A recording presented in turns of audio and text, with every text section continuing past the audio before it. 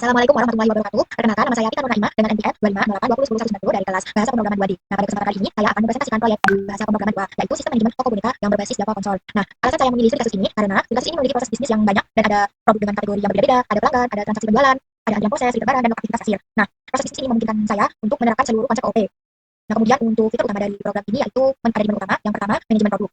Manajemen produk ini merupakan produk yang terhubung langsung ke database MySQL. Kemudian yang kedua, manajemen pelanggan yaitu pelanggan lengkap juga dengan sistem poin. Kemudian yang ketiga yaitu buat transaksi baru. Nah, setiap transaksi baru ini akan masuk ke antrian proses. Nah, yaitu proses antrian transaksi. Kasir ini akan memproses transaksi satu persatu secara FIFO. Kemudian ada manajemen return yaitu pengembalian produk. Kemudian ada laporan penjualan, lalu ada log aktivitas dan undo ini untuk menggunakan stat untuk menyimpan riwayat aksi dan kemudian ada cetak label premium. Ini untuk fitur khusus untuk yang premium, produk yang premium dan untuk mendemonstrasikan dom testing. Yang terakhir ada menu keluar. Setelah itu, saya akan menjelaskan struktur database yang saya gunakan. Nah, di sini saya menggunakan nama database yaitu toko boneka. Dan di sini terdapat beberapa tabel, yaitu ada 7 tabel. Kemudian untuk tabel utama yang menjadi objek dari studi kasus ini yaitu tabel produk. Nah, tabel produk ini terdapat di produk, terdapat primary key-nya, kemudian relasi ke tabel kategori dan supplier. Di sini saya akan menunjukkan isi dari tabel tersebut. Nah, di sini ada 10 produk, 10 boneka. Nah, terdapat ID produk, ID kategori, ID supplier, nama produk, harga beli, harga jual, stok bahan, usia minimum tersertifikasi dan diibunya kapan. Nah, kemudian di sini tabel produk berrelasi dengan tabel kategori. Nah, untuk dari tabel kategori ini ada 3 kategori, yang pertama biasa, kedua premium, dan ketiga limited. Nah, perbedaan kategori ini yang nantinya akan menjadi dasar penerapan inheritance di Java. Nah, kemudian tabel produk juga berrelasi dengan tabel supplier. Nah, di tabel supplier ini ada 3 supplier, yaitu CCP Makoto, Istilah Boneka Nusantara, dan UBS Jataka. Tabel ini menyimpan data suppliernya. Kemudian selain ada tabel produk, kita juga ada tabel pelanggan. Nah, tabel pelanggan ini merupakan tabel yang berisikan data pelanggan, dari nama, ID pelanggan yang merupakan primary key, kemudian nama pelanggan, nomor telepon, alamat, email, dan juga menyimpan poin dari setiap pelanggannya. Dan ini ada tanggal daftarnya juga. Nah, kemudian ada juga tabel detail transaksi. Nah, ini adalah detail transaksi yang dilakukan di toko boneka ini. Nah, ini itu tabel sebagai baris item dan kemudian ada juga tabel transaksi. Nah, untuk tabel transaksi ini, ini seperti detail transaksi ini seperti anak dari transaksi. Jadi bergantung pada tabel transaksinya. Nah, untuk tabel transaksi sendiri itu adalah ini. Di sini ada ID transaksi, ID pelanggan, tanggal transaksi, total harga, ada diskon juga. Nah, kemudian ini ada status dan ada catatan pelanggan juga. Tabel transaksi ini sebagai judul penjualannya. Nah, kemudian ada juga tabel return. Nah, untuk tabel return ini yang melakukan pengembalian barang. Di sini ada alasan bagi balik return, kemudian keterangannya mengapa ada pengembalian barang. Nah, kemudian ada statusnya bisa diterima ataupun dites. Nah, untuk alasan kenapa desain tabelnya seperti itu karena dalam bisnis toko boneka yang nyata itu produk memang perlu dikelompokkan berdasarkan kategori dan juga supplier. Terus untuk transaksinya perlu dicatat detail dan detailnya secara terpisah. Kemudian return itu perlu terbuka detail transaksi yang spesifik. Nah, selanjutnya saya akan menjelaskan mengenai program. Nah, untuk yang pertama-tama saya mulai dari inheritance. Nah, di sini saya membuat parent class yaitu kelas produk. Nah, di parent class ini menyimpan atribut umum yang dimiliki oleh semua produk seperti ID nama, harga beli, harga jual, stok, dan juga kategori.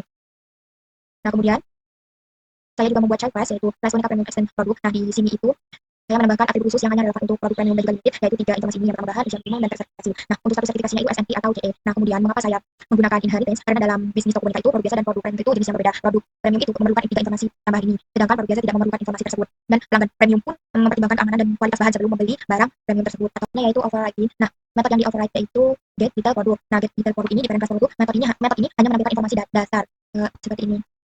Nah, kemudian untuk yang di child class boneka premium juga metode yang sama di override untuk menampilkan informasi tambahan, yaitu ketiga informasi ini. Nah, untuk alasan bisnis ini override, yaitu pelanggan yang melihat daftar produk premium itu membutuhkan informasi lebih detail dibanding melihat produk biasa, dan juga kasir perlu tahu apakah boneka tersebut lulus uji keamanan sebelum merekomendasikan, seperti itu. Kemudian selanjutnya ada ring testing. Nah, saya mendemonstrasikan di menu nomor 8, yaitu cetak label premium. Di sini saya akan menjalankan programnya. Nah, di menu ke-8 yaitu cetak label premium ring testing. Nah, di balik fitur ini, secara kode terjadi ring testing dari parents, dari kelas parents ke child. Nah, program pertama mengambil objek dengan referensi tipe parent class, tipe parent class produk melalui metode cari ID-nya. Di sini saya akan menjalankan. Di sini pilihannya bisa di 8. Kemudian di sini akan keluar daftar produk dan kita bisa memilih produk premium atau limitednya. Di sini produk premium ID-nya itu 4. Nah, kemudian di sini kita bisa melihat dari produk premium ada beberapa produk kategori bahan, usia minimum, status, garansi, dan harga juga. Nah, setelah run test ini program bisa memanggil metode cetak label premium yaitu ini yang hanya ada di child class boneka premium, tidak ada di parent di sini seperti ini. Kemudian setelah itu ada link list. Nah, di link list ini ada 2 kelas, link list produk, kemudian ada juga link list untuk pelanggan. Nah, untuk link list ini saya buat manual dengan note. Di sini ada produk dan juga note pelanggan. Nah, link list produk ini untuk menyimpan daftar produk di memori, kemudian jika link list pelanggan ini untuk membuat pelanggan. Nah, mengapa memakai link list itu? Karena daftar produk dan daftar pelanggan itu bersifat dinamis, bisa bertambah ataupun berkurang kapan saja. Nah, data ini dibuat dari database saat program start, lalu ada operasi itu dijalankan. Nah, di link list memori sekaligus disinkronkan ke database di sini. Ada di tabel produk dan juga tabel pelanggan. Di sini. Nah, kemudian selanjutnya yaitu manual, yaitu sampai saya ini implementasikan sebagai antrian transaksi, yaitu yang menunggu proses, itu menggunakan FIFO. Nah, untuk itu alasannya itu karena transaksi yang masuk lebih dulu harus diproses terlebih dahulu, yaitu file order processing. Nah, di sini saya akan coba menjalankan program yang transaksi. Nah, di sini ada di buat transaksi baru, masuk antrian. Nah, di sini saya pilih nomor 3. Nah, di sini akan muncul daftar pelanggan. Nah, kita bisa memilih sesuai ID pelanggan. Contohnya saya memilih ID pelanggan 2. Kemudian kita bisa memilih metode pembayarannya, contohnya kita pakai kartu kredit. Nah, untuk catatan ini bisa diberikan ataupun tidak, nah, saja. Nah, ini untuk daftar produk yang dibeli. Saya beri contoh ID produk 1, jumlahnya 21. Nah, ini bisa memilih kita tambahkan lagi atau tidak. Kita bisa tambahkan lagi. Contohnya di ID 10, jumlahnya 2. Nah, ini banyak diberikan lagi, tambahkan lagi, kita pilih weekend, tidak. Nah, kemudian di sini akan muncul ringkasan transaksi. Nah, kemudian transaksi ini akan masuk ke antrian ke-8, masuk antrian proses.